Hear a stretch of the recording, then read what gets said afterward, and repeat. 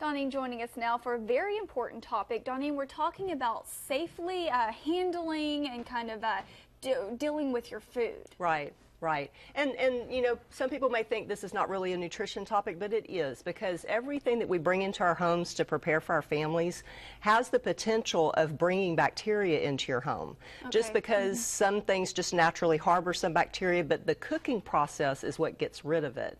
So, you know, we've heard about things like chicken and eggs can carry salmonella. There was a recent outbreak of E. coli in some hamburger meat, and about a year or so ago there was some salad or spinach or something that had E. coli in it. And then just a week or so ago there was a cheese product that was recalled that contained listeria, and there was a death involved. Now, this isn't a product that's even marketed in the state of Texas, so we don't have to worry about that. But anything that you bring into your home has the potential to create a hazard for your family in their nutritional health, because if you don't handle it right and prepare it right, you could be leaving germs and bacteria where it could expose your family. Even if you don't immediately notice that or right. something. Okay. Right. And one of the ways that we really mess up is in preparing raw foods and how do we clean up afterwards. And one of my rules of thumb is you want to have a separate cutting board for your raw meats that you don't use for anything else. Once you've prepared your chicken and put it in the pot, that cutting board needs to go into the dishwasher so it can be sanitized. You don't want to then cut your fresh vegetables and fruits and stuff on the same cutting board.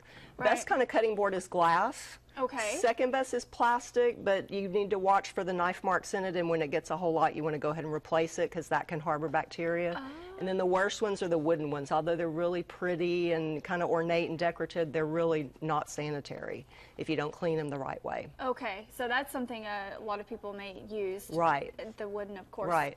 And then another way that we really goof up, and I had a cooking disaster over the 4th of July weekend that I'll share with the viewers. I did. And I did not follow a rule that my mother taught me when I was a little girl. When you prepare something on the stovetop and it's hot, before you put it in the refrigerator or even in the freezer, you have to let it cool slowly to room temperature. Okay. But then when you reheat it, it's the opposite. You have to heat it rapidly to a boil, and you want to boil it for at least 15 seconds at 165 degrees.